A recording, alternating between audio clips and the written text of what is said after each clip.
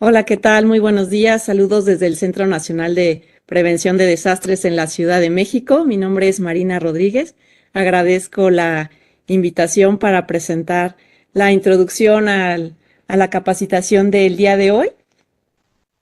Me gustaría comenzar para tocar estos puntos: el marco legal, cuáles son los fenómenos socioorganizativos, y vamos a dar diferentes ejemplos y algunas dinámicas para ver sus alcances y la importancia. Pues comencemos con el marco legal o el marco jurídico.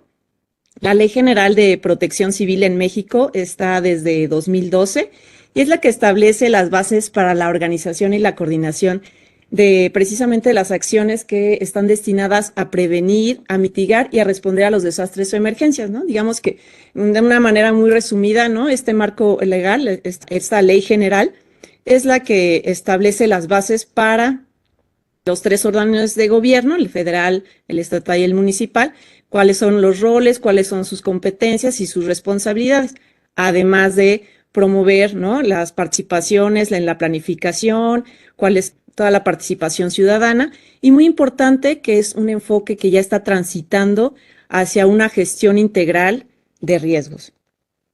También, bueno, en esta ley tenemos las definiciones, que es muy importante, yo creo que ya muchos las conocen, pero bueno, para recordar las definiciones de precisamente algunas muy puntuales, como el desastre, que está en el artículo 2, que es el resultado de la ocurrencia de uno o más agentes perturbadores, que, bueno, pueden ser de origen natural o de origen antrópico, que es el que vamos a hablar un poco más a profundidad el día de hoy, y que, dependiendo, ¿no?, de la ocurrencia de estos, exceden la capacidad de respuesta de una comunidad afectada. Es decir, que no cualquier sismo o no cualquier fenómeno, ¿no?, como una lluvia o algún otro podemos decirle desastre, solamente cuando exceden la capacidad de respuesta de una comunidad, ¿no?, que es la que está resultando afectada. Entonces, pues ya en el artículo 65 también de esta ley ya empieza a tratar más sobre los fenómenos antropogénicos, que precisamente son los provocados por las actividades humanas y generan responsabilidad civil. Entonces, por eso no podemos, o bueno, tenemos que distinguirlos de los que tienen o los que son de origen natural. Entonces, tienen que ser atendidos bajo las regulaciones de, pues, las diferentes entidades federativas, ¿no?, y dependiendo de la ley y, bueno, lo que compete a cada una. Entonces, precisamente el Sistema Nacional de Protección Civil, ¿no?, también están todos estos instrumentos que nos dictan. No voy a profundizar porque precisamente a lo largo de la sesión del día de hoy, bueno, van a estar mis compañeros también hablando de estos temas, pero es nada más para que se den un contexto de, bueno, de algunos instrumentos precisamente que están contemplados en esta ley, ¿no? Entonces pueden ser, pues, los programas especiales donde están, bueno, los atlas de riesgo, los programas internos, ¿no?, que va a haber sesiones más específicas que les van a explicar más adelante, los planes de respuesta, en fin, ¿no?, todos estos instrumentos que son, bueno, que se contempla de la ley. Y bueno, ya aterrizando un poco más acerca de estas definiciones, pues tenemos precisamente el de los fenómenos socioorganizativos, que es el agente perturbador que se genera con motivo de errores humanos o por acciones premeditadas, ¿no? Que esos son los puntos clave, ¿no? Errores humanos, acciones premeditadas, que se dan en el marco de grandes concentraciones de población, que, bueno, ahorita vamos a ver y vamos a explicar cada uno. Pero primero me gustaría mostrarles por qué la importancia precisamente del estudio de estos fenómenos. Pues aquí en México, como ven en las cifras, los fenómenos socioorganizativos son los que han causado hasta el momento el mayor número de muertes, desde, bueno, que se están contabilizando en estas estadísticas que tenemos, y pues rebasan, como ven, por mucho a otros fenómenos como los hidrometeorológicos o los químicos. Entonces, bueno, aprovechando que tenemos un público muy variado y muy amplio, nos gustaría hacerles una pregunta. ¿Qué ejemplos de fenómenos socioorganizativos han observado en su entorno? Las marchas, las manifestaciones, los bloqueos, las manifestaciones sociales, sí, claro, las protestas, los festivales, las secretarías, muy bien, sí, los conciertos, las ferias, Muy bien, muchas gracias por su participación. Sí, efectivamente, todos estos son fenómenos socioorganizativos. Gracias a todos los que participaron. Bueno, y precisamente, bueno, como lo estaban mencionando aquí, estos son los fenómenos socioorganizativos que contempla la Ley General de Protección Civil, que están precisamente, bueno, las concentraciones masivas, que ahorita vamos a enfocarnos en este punto porque son de diferentes tipos, las demostraciones de inconformidad social, también terrorismo, sabotaje, vandalismo, los que están considerados, y los diferentes accidentes, ya sean terrestres, marítimos, aéreos, y por supuesto la interrupción o afectación de servicios básicos e infraestructura estratégica, que a su vez también pueden derivar en alguna demostración de inconformidad social. Para las concentraciones masivas, como mencionamos, hay de diferentes tipos, ¿no? Las deportivas, religiosas, las culturales, tradicionales, las oficiales, que por ahí decían, ¿no? De los mítines políticos ahorita en las respuestas, las turísticas, de entretenimiento, y como mencionaban ahorita en la presentación, pues las deportivas, este año en México, pues algunas ciudades del país van a ser sede del evento de FIFA de la Copa Mundial, y es por eso que, bueno, queríamos mencionar este evento, ¿no? Les dejamos como entre los materiales para revisar previos a esta sesión. Espero que hayan tenido oportunidad de revisarlos en un artículo acerca de las tragedias en los estadios de fútbol en la revista de aquí de Senapred, en la edición número 5. Pues aquí están, aquí tenemos un mapa que aparece en ese artículo, que es precisamente cuáles son los países que han tenido tragedias y están relacionadas, bueno, con estos eventos en los estadios de fútbol. Entonces podemos ver, bueno, sabemos que el fútbol en particular es de lo más popular, se practica en todo el mundo y como cualquier otra actividad, bueno, a diferencia tal vez de las otras en las que vamos a tener, bueno, con motivos religiosos, concentraciones masivas por otro tipo de entretenimientos, ¿no? Como los conciertos. Aquí siempre el aficionado se da el entorno, algo muy emotivo, porque pues hay rivalidad, ¿no? Entre los fanáticos. Entonces, por eso son los que se tienen que tener más cuidado, precisamente por este ambiente un poco de más tensión. Y el artículo, lo que queríamos mostrar es que se presentan diferentes, digamos, fallas o errores en la gestión de estos eventos y cuáles han sido, bueno, recapitulando cuáles fueron los que nos encontramos. Bueno, aquí les presentamos la mayor tragedia de estadio de fútbol que se ha presentado. Apenas el domingo se conmemoró, digamos, esta fecha que se dio en el Estadio Nacional de Perú, donde hubo pues más de 500 heridos, más de 200 personas que fallecieron, precisamente por una mala gestión de estos eventos, ¿no? Varios de los casos se estudiaron desde principios de los 1900. ¿Cuáles han sido todos esos errores que han desatado o que han terminado en una tragedia? Entonces, los clasificamos, digamos, en tres grandes tipos. Fallas en la gestión de multitudes, en los protocolos de seguridad y en la infraestructura. Es muy importante porque la infraestructura, digamos, se engloban diferentes tipos de errores porque están desde las salidas, que en muchos casos, lamentablemente, esto fue lo que provocó, en la mayoría de los casos, está relacionado que se dieran las estampidas humanas y que la gente falleciera por asfixia por compresión, ¿no? Digamos, en el aplastamiento. Esa es la mayoría de los casos que están relacionadas estas tragedias en los estadios de fútbol. Si tuvieron oportunidad de revisar la tabla también que venía anexa en este material, en diversos países los diferentes fenómenos se iban combinando, entonces como la falta de revisiones, de protocolos que ocasionaban estas tragedias. Por ejemplo, hubo una que me llamó mucho la atención en Nepal precisamente, estaba un partido en una final y comenzó una granizada, entonces la gente quiso refugiarse porque de esas granizadas de tamaño de una pelota, ¿no? De golf, entonces querían refugiarse, quisieron salir, pero los accesos estaban bloqueados porque, bueno, como era un partido muy importante, había habido gente que quería ingresar sin boleto, querían dar portazo, entonces los accesos estaban bloqueados. Entonces, eso es uno de los errores que han coincidido precisamente en partidos de gran asistencia, en los que hay mucha expectativa.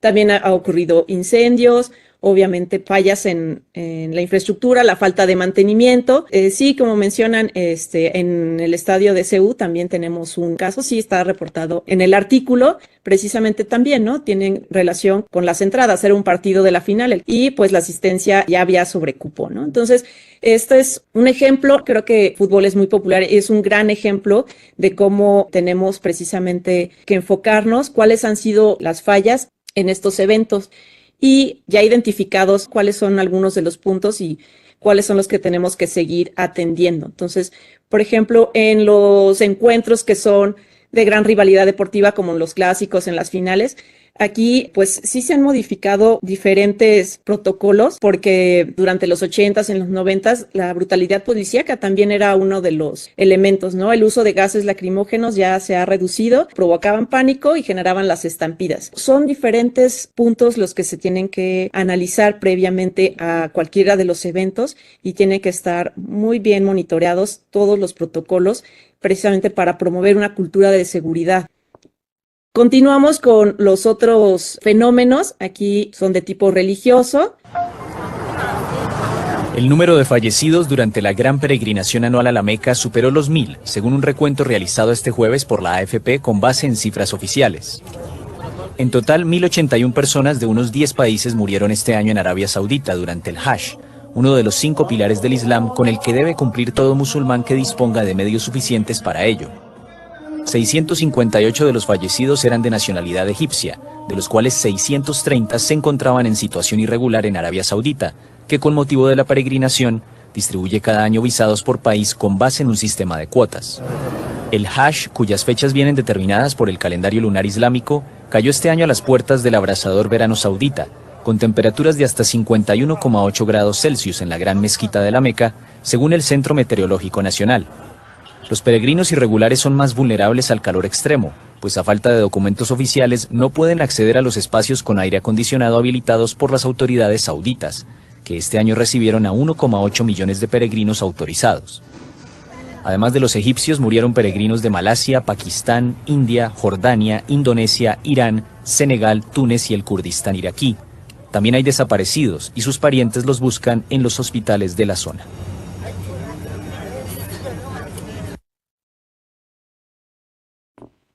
Este es uno de los ejemplos de concentraciones masivas tipo religioso a nivel internacional. Este caso de 2024 coincidió en junio con los meses que se registran más altas temperaturas. Entonces, bueno, ya vieron hasta dónde pueden llegar. Entonces, tienen que considerarse todos los factores precisamente antes de alguno de estos eventos. Aquí en México, también nuestra gran concentración masiva en diciembre. Y afortunadamente los reportes fueron menores, ¿no? Prácticamente fue un saldo blanco. Son operativos que se llevan de diversos días, están atendiendo a los peregrinos que vienen desde diferentes partes de México, incluso también de otros países. Entonces, bueno, aquí tenemos este ejemplo también en México, que es uno de los más numerosos.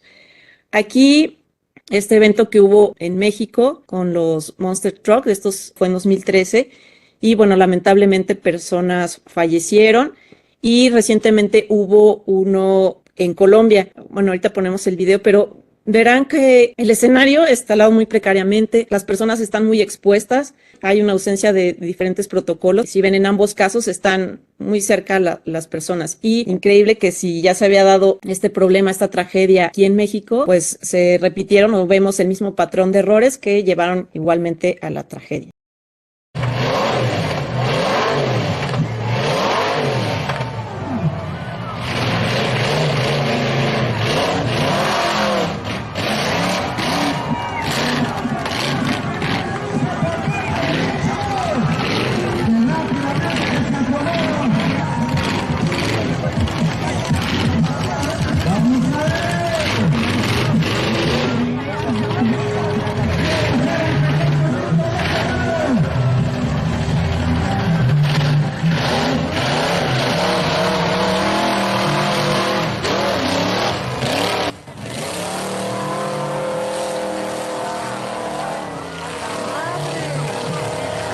Son imágenes sensibles, ¿no?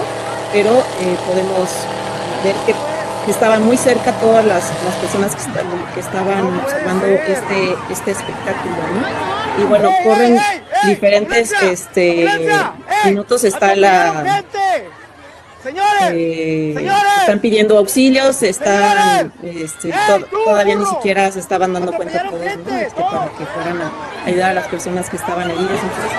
Entonces, lamentablemente, los errores que se habían detectado en este tipo de eventos, pues los volvemos a ver lamentablemente muy parecido, ¿no? Y seguimos, lamentablemente también hay otros casos, como el que se dio en la discoteca Jet Set en República Dominicana, que también, bueno, fueron numerosas las personas que fallecieron porque colapsó el techo de esta discoteca. Están relacionadas con las estructuras, ¿no? Que era lo que mencionábamos desde el principio, cómo tienen que ser supervisadas, aprobadas para que esté garantizada la seguridad de todos los asistentes, ¿no? También en México, en otro festival de música, lamentablemente con temas relacionados a las estructuras, hubo 2 personas que fallecieron.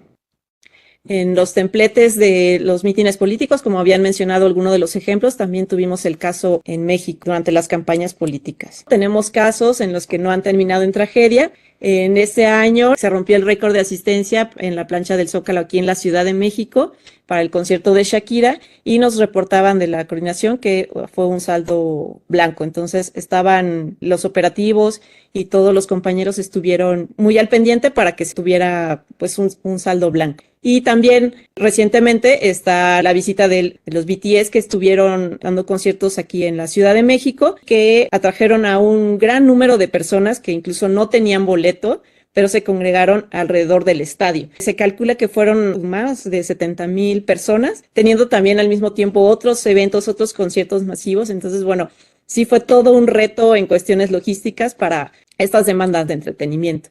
Otros ejemplos de tipo turístico, famosos carnavales que también nos estaban reportando que habían tenido saldo blanco. Con la última edición del desfile de muertos y Catrinas en San Miguel de Allende, pues también fue un caso exitoso, que también, aunque tienen mucha asistencia, los protocolos y todo dieron un buen resultado. Ya está cerca la Guelaguetza, pero bueno, el del año pasado también se reportaron con saldo blanco. Entonces, como ven, las concentraciones masivas pueden ser de diferentes tipos, cada una tiene sus retos, cada una tiene todo lo que se tiene que analizar previo a un evento, antes, durante o después. Todas las concentraciones masivas, como vimos en todos estos ejemplos, no son en sí mismas precisamente un accidente o tienen que terminar en desastre. Son todos estos sucesos que se van, digamos, por desconocimiento, por incumplimiento de las medidas de seguridad, ¿no? Estos factores de autoprotección, la imprudencia de las personas, el desorden, la falta de preparación, es lo que lleva a que los eventos puedan llegar a un desastre. Pero, pues, ese es el reto de todos, estar con que cada evento sea analizado con anticipación para evaluar precisamente el riesgo y dar todas las medidas preventivas. Ahora, otra dinámica. Quisiéramos preguntarles cuáles son sus medidas que ustedes practican antes de asistir a un evento masivo. Varios están hablando de las salidas de emergencia que se tienen que identificar, acerca del pronóstico del tiempo, precisamente qué llevar, qué no llevar, el dinero suficiente. Sí, son muchas. Perfecto, muchas gracias. Sí, me parecen, creo que todas muy oportunas. Nos dan una idea de cómo estamos prepararnos para un evento y poder, digamos, disfrutar. De las infografías que compartimos, creo que ahorita ya quedó muy bien ejemplificado, ¿no? Cuáles son algunas de las medidas que tenemos que tomar antes, también obviamente ya cuando estemos en el evento y después todas estas etapas de los eventos, ¿no? Desde revisar pues con anticipación cómo vamos a llegar, qué es lo que vamos a llevar, qué no debemos llevar. Siempre muy importante pues las identificaciones, si vamos con más personas, pues mencionaban ahí en el chat, ¿no? Tener algún punto para que podamos reunirnos en caso de que alguien se extravíe o no lo encontremos. Entre más preparados estemos, pues mejor va a ser la experiencia. Después del evento también se recomienda, esperemos algunos minutos en salir para que desalojemos ordenadamente. Siempre evitar que se acumulen las personas en un solo espacio. Dar prioridad a cuáles son los grupos vulnerables, niñas y niños o las personas mayores o que presenten alguna discapacidad. también está el otro lado de la moneda, ¿no? También ahí aparecían de las opiniones de, bueno, trato de no asistir. Sí, es cierto, tal vez no todos asistan, pero aunque podamos evitar la zona, hay personas que siempre están a los alrededores. Entonces, bueno, pues buscar rutas alternas y pues tratar de atender todas las indicaciones que se den, ¿no? Precisamente, siempre con respeto y estar atendiendo las indicaciones, ¿no? Del personal de seguridad. Y bueno, aunque estemos en un evento de concentración masiva, no olvidar, puede pues darse, ¿no? Si estamos en una zona donde pueden ocurrir sismos o también pues si se dan lluvias con tormentas eléctricas o si ocurre un incendio, ¿cuáles son precisamente esas acciones que se deben de seguir? Creo que todos han estado muy atentos y mencionaban muy bien, ¿no? Acerca de las salidas de emergencia, pero precisamente, ¿no? Ya estos protocolos que seguimos con los simulacros ya vamos preparándonos para pues cualquier evento, ¿no? Y precisamente es no llevar a una respuesta incontrolada que sea presa del pánico y la mayoría, bueno, si han estado en algún evento, pues conservar la calma es siempre la mayor instrucción, ¿no? Ante alguno de estos eventualidades que puedan ocurrir. Otro de los tipos de concentraciones masivas que son las demostraciones de inconformidad social. Aquí, bueno, tenemos ejemplos muy emblemáticos de algunas concentraciones masivas que sí, efectivamente, llegan a influir ya en las legislaciones o en los cambios en la vida política de los países. En México, pues tenemos diferentes protestas. Algunos recordarán tal vez esta caminata del estado de Morelos hacia la Ciudad de México, con el fin, ¿no?, de pedir justicia acerca de las víctimas, y pues sí se terminó en la ley de víctimas ahí del 2012. Entonces, bueno, en México tenemos en el artículo 9 de la Constitución este derecho de protesta pacífica, que bueno, a nivel internacional no hay una lista negra en la que esté prohibido las protestas. Sin embargo, sabemos que en la práctica hay gobiernos autoritarios que sí reprimen este tipo de protestas. La ONG de Amnistía Internacional ha llevado una campaña que se llama Protejamos la Protesta, porque precisamente a partir de estas han conseguido casos muy nobles, ¿no?, que se han llevado a la legislación. Está ahí, bueno, la página para que puedan ver, estos son de los países o cómo son los casos que llevan para que pues no se eliminen precisamente por causas de autoritarismo, que se mantengan las protestas pues obviamente pacíficas, pero que se revisen estos temas, porque bueno, hay siempre la militarización o el uso legal de la fuerza o las amenazas, ¿no?, la represión desmedida, bueno, puede ir disminuyendo y al final es un derecho. Bueno, ya también todos sabemos, ¿no? Este es el otro fenómeno socioorganizativo que sabemos ya lo que ha pasado, digamos, a nivel nacional desde que el presidente de Estados Unidos declaró a los cárteles mexicanos como organizaciones terroristas, porque bueno, antes se trataba el tema de una manera distinta. El sabotaje, que precisamente son esas acciones, ¿no?, que se tienen sobre los bienes con la intención de desajustar, desestabilizar. Pues en México tenemos también algunos ejemplos. Las amenazas de bombas son el primer lugar de este tipo de fenómeno en los estados de Nuevo León, Morelos, en la Ciudad de México y el Estado de México, donde con mayor frecuencia se presentan. Como ven, los números son muy abrumadores. Estos datos son nada más del año pasado, del 2025, y lo que llevamos de este año. Y generalmente las instituciones a las que más sufren de este tipo de fenómenos, pues son los órganos de justicia, ¿no? Pero también las instituciones de salud, las instituciones de educación, son las que frecuentemente sufren, ¿no?, de este tipo de falsas alarmas.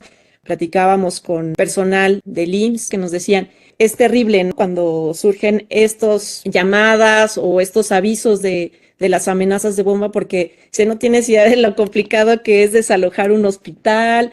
Lamentablemente son cotidianos, ¿no? No en todos los lugares, pero también cómo se tiene que responder a este tipo. Entonces es una logística muy grande y bueno, pues también están contemplados en la ley. El otro tipo, las acciones de vandalismo, ¿no? Uno de los ejemplos que estaban en Acapulco el año pasado, que hubo diferentes acciones de vandalismo durante el Acamoto.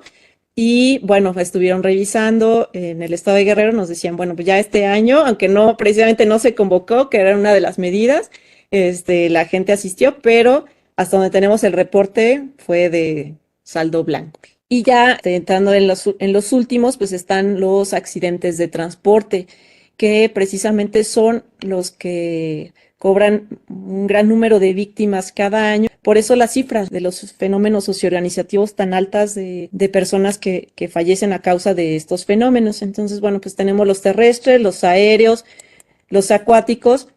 Y aquí vemos los mapas, cuáles son los estados donde hay mayor número de víctimas fatales, ¿no? En qué entidades federativas.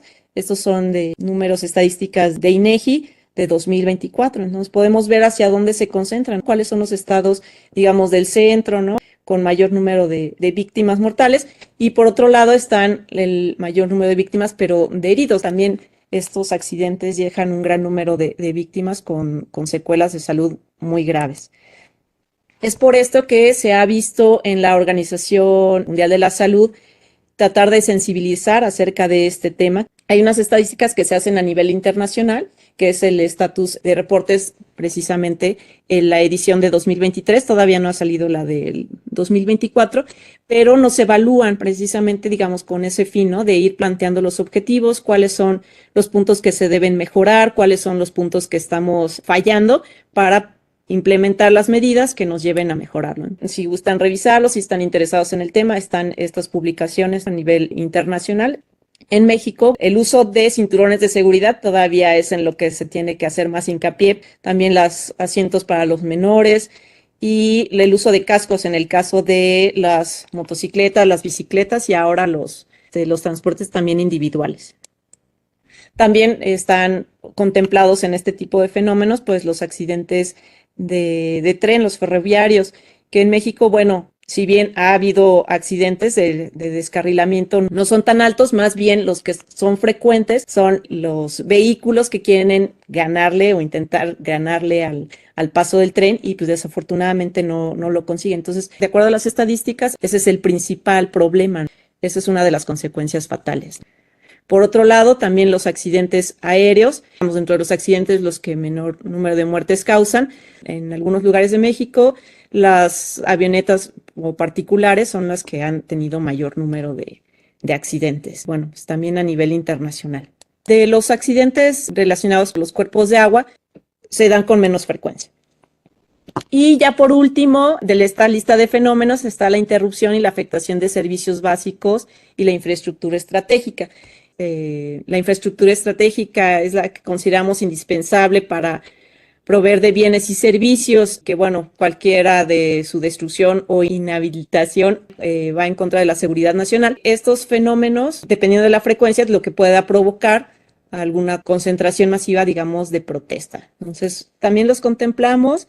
Sabemos que hay diferentes servicios que son interrumpidos, como de agua, la energía eléctrica, que es muy frecuente en esta época de lluvias, también obviamente el transporte, cómo dependemos, ¿no? Los bloqueos que mencionaban al principio en esta dinámica y también en el flujo de abasto de alimentos y de combustibles. ¿Cuáles son obviamente las principales causas de interrupción? ¿Cuáles son las consecuencias? Y hasta dónde podemos monitorearlas.